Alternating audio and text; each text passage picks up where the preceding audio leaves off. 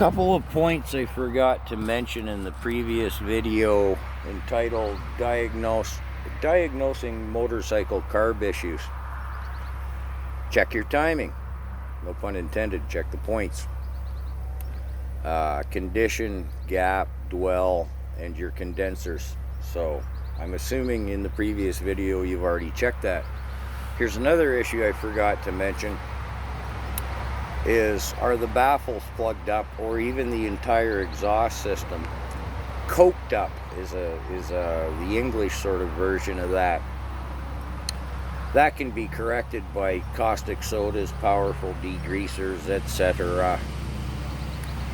In the pre-expansion era days, before Lang Hindle, who was a music major, fascinating story unto itself, I digress. The street bikes would plug up, also with the dirt bikes, and the thing can't breathe, it can't respirate properly. Little humorous story perhaps. Okay, well, we'll go back a step. In this diagnosing the carb issues, the exhaust can't be a factor. You have to eliminate that. I had a GT380 Suzuki triple two-stroke, and it was having issues. I knew nothing at the time. It was running bulky. I had no advisement. I was a starving student working midnight shift in a gas station garage.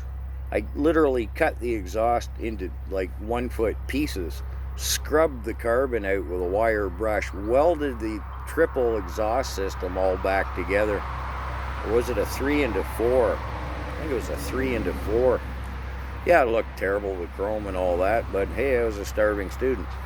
Turned out to be a crank seal on the transmission side. Later the bike would blow up, and years later I would figure out all of this. So anyways, just to clarify the diagnosing carb and jetting issues. And as a little side story, years later I was managing a service department in a motorcycle shop. And a young kid came in with an old RD 350 air-cooled, you know, the predecessor to the 400. No expansion chambers, just the exhaust system. The bike wouldn't rev past $7,000. Started and ran well enough. So we go into the points on the right-hand side, I believe, of the bike. And the long short of it is, the crank bearings were so worn, as he accelerated the bike, you could see the crankshaft move.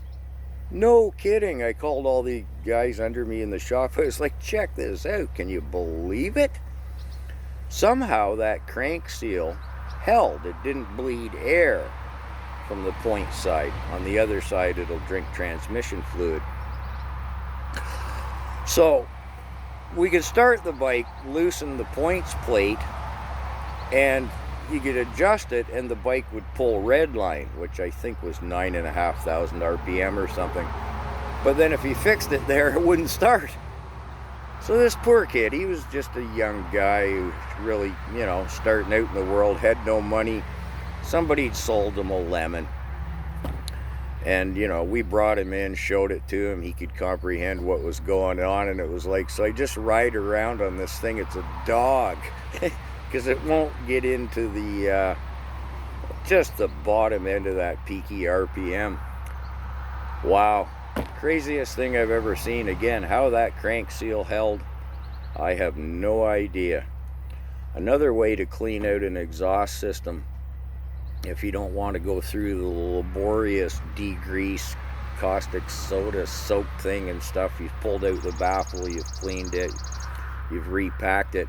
If there are mechanical baffles within that exhaust system, again, usually in the pre-expansion chamber era, you can hang it up, take a oxyacetylene torch and heat it just below cherry red and blow compressed air through it and burn out that junk. Environmental terrorism at its finest. You won't believe what comes out of that pipe. And when it stops coming out, then you've cleaned the exhaust system. So I just thought I'd throw that in there, because I'm just sitting here chilling out my day off, and having a beer in the afternoon. So yeah.